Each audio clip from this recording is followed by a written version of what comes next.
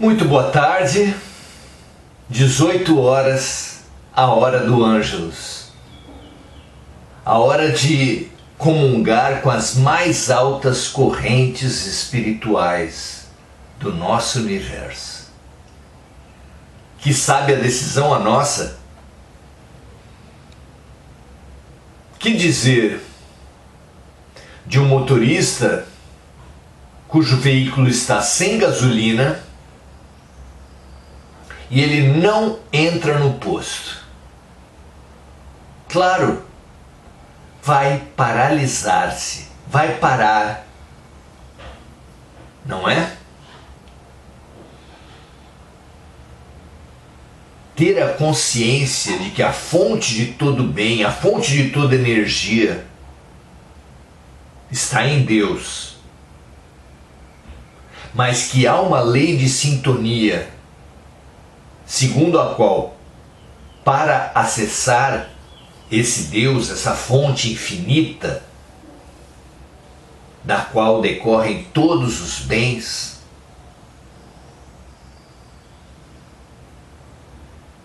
é imprescindível um gesto, um movimento, uma sintonia nossa. Saber disso é fundamental. Mobilizar sua vontade, suas energias nesse sentido é imprescindível. Não basta sofrer, é preciso compreender a dor. Não basta sofrer e compreender a dor, é preciso modificar-se. Vamos avançar para isso? Capítulo 12 da terceira parte de O Livro dos Espíritos, de Allan Kardec. Capítulo 12, que tem por título A Perfeição Moral. E hoje vamos estudar a ferramenta da boa vontade. Boa vontade e ajuda espiritual. Como é que essas ferramentas dialogam, se fortalecem, se enfraquecem? Vamos lá? São as questões 909 a 912. Então, questão 909, Kardec pergunta assim aos espíritos: o homem sempre poderia vencer suas más tendências utilizando seus esforços próprios? Claro que a mesma pergunta na negativa teria uma resposta óbvia. Pode o homem vencer suas más tendências sem os seus esforços próprios? Claro que não. Não há força do universo que mude, que faça a mudança por nós. A maior força do universo que já esteve na Terra, Jesus Cristo, o próprio amor encarnado,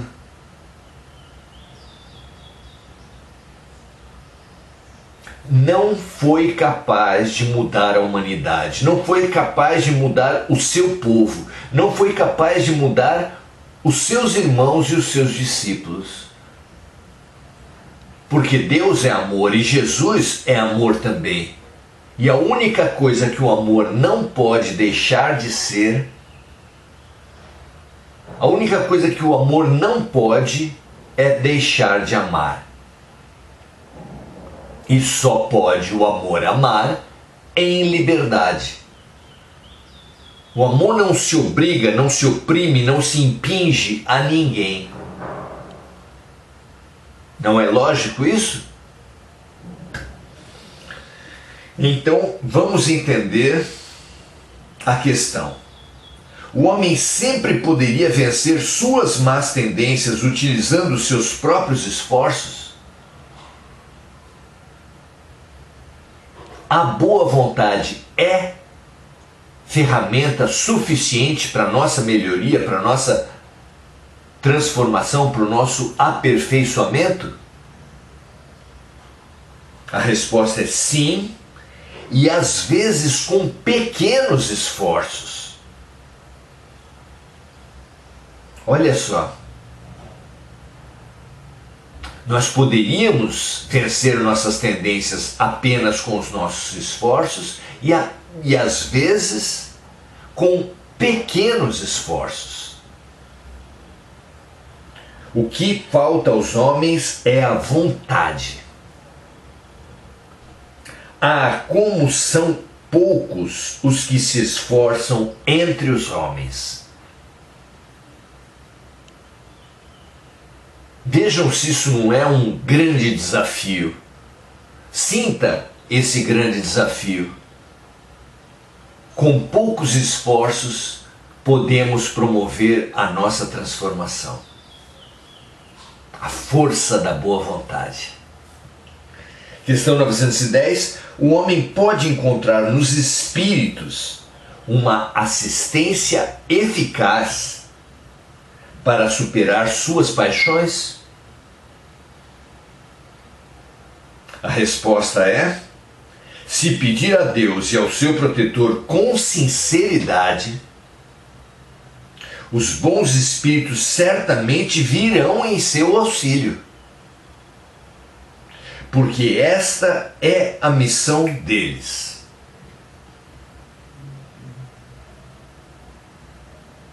É isso que define os bons espíritos como bons espíritos. O maior cuida do menor. O maior será aquele que mais servir. Os espíritos que são realmente bons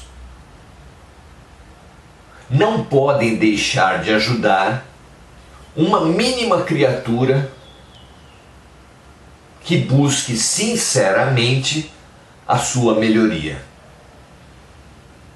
É impossível que isso aconteça. Ou seja, o alto sempre socorrerá qualquer criatura que peça com sinceridade. Questão 911. É correto afirmar que existem paixões tão vivas e irresistíveis que a vontade é impotente para superá-las? A resposta é interessante. Como todas, mas é interessante. Dizem os espíritos: existem muitas pessoas que dizem eu quero, mas a vontade está apenas nos lábios. Elas querem, mas ficam muito satisfeitas se não acontecer o que querem. Quando o homem acredita que não pode vencer suas paixões, é porque o seu espírito se satisfaz nelas, em consequência da sua inferioridade. Aquele que procura reprimi-las compreende a sua natureza espiritual. Vencê-las para ele é um triunfo do espírito sobre a matéria.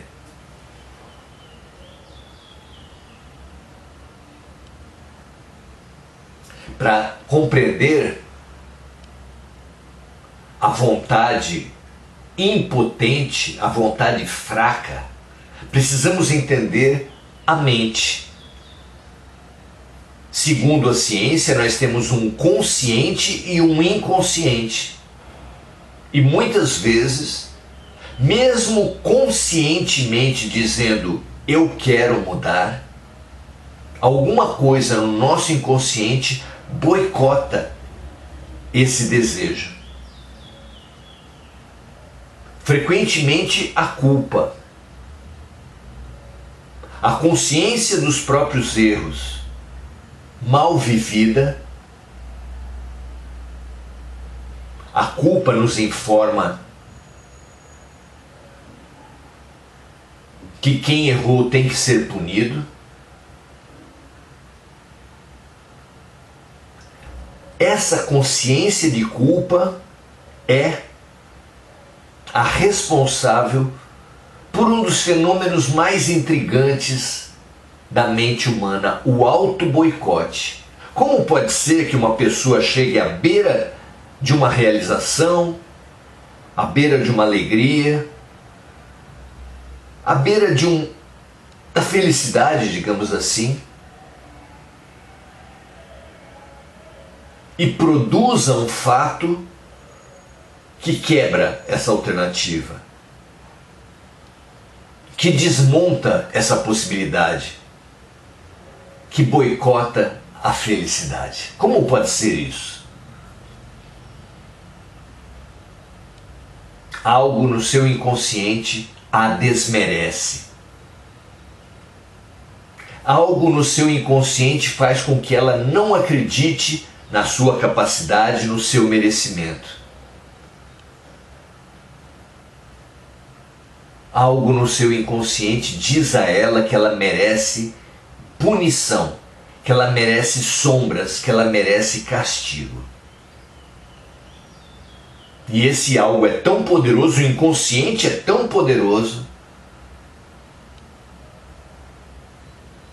que muitas vezes vence a própria vontade consciente. Então existem muitas pessoas que dizem eu quero, mas a vontade está apenas nos lábios. Elas querem, mas ficam muito satisfeitas se não acontecer o que querem. Parece um paradoxo, não é? Quando o homem acredita que não pode vencer suas paixões, é porque o seu espírito se satisfaz nelas. Há uma região de conforto para a alma doente na própria infelicidade. É preciso estudar isso nos outros e em nós mesmos. Há pessoas que têm desempenhos sociais muito interessantes em muitas áreas, mas numa certa relação, uma certa pessoa funciona como um gatilho para sua culpa. O seu inconsciente acusa a pessoa de ter errado muito e de, portanto, merecer a punição, a infelicidade, não merecer a felicidade. Sem perceber, a criatura passa a boicotar toda a possibilidade real de melhoria, de alegria, de realização.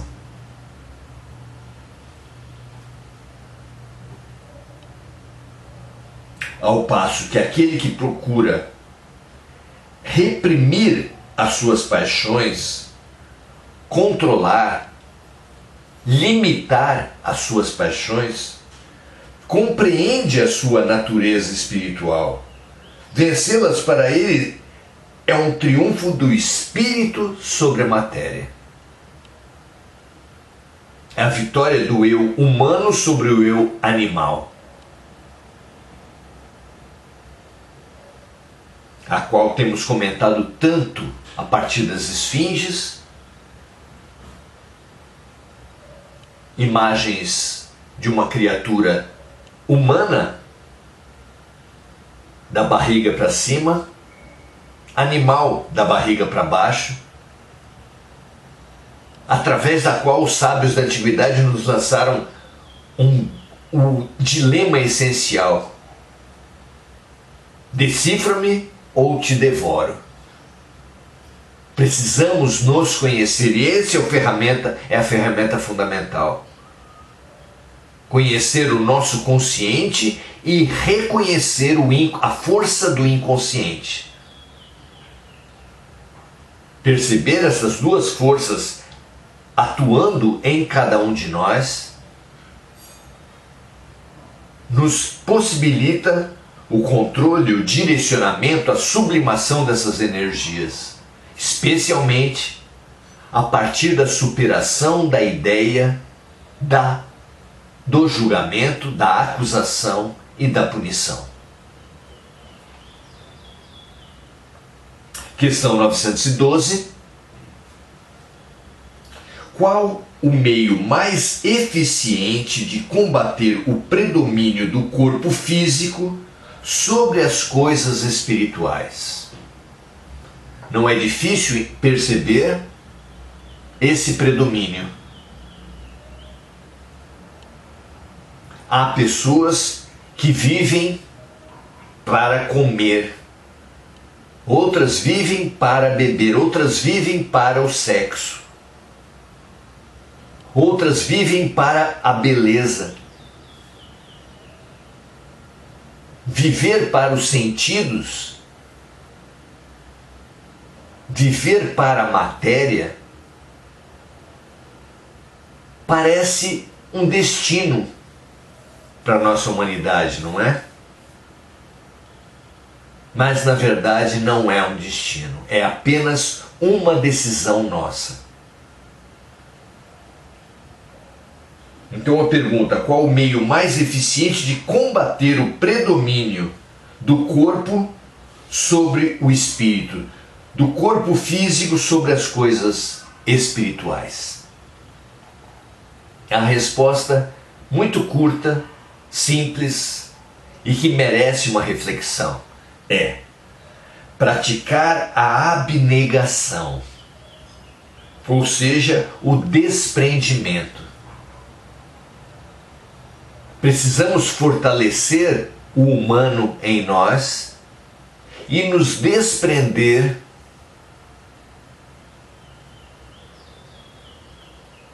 das pulsões próprias do corpo físico.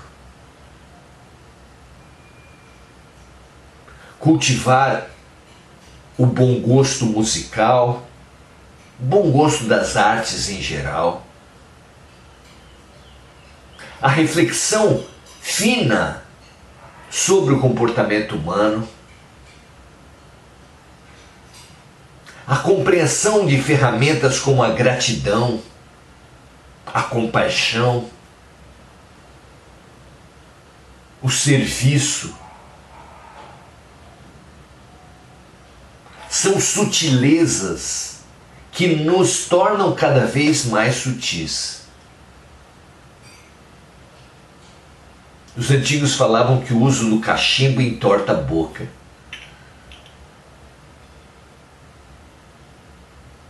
Carlos Drummond lindamente diz que amar se aprende amando. E nós também nos espiritualizaremos pela compreensão e pelo uso das ferramentas espirituais.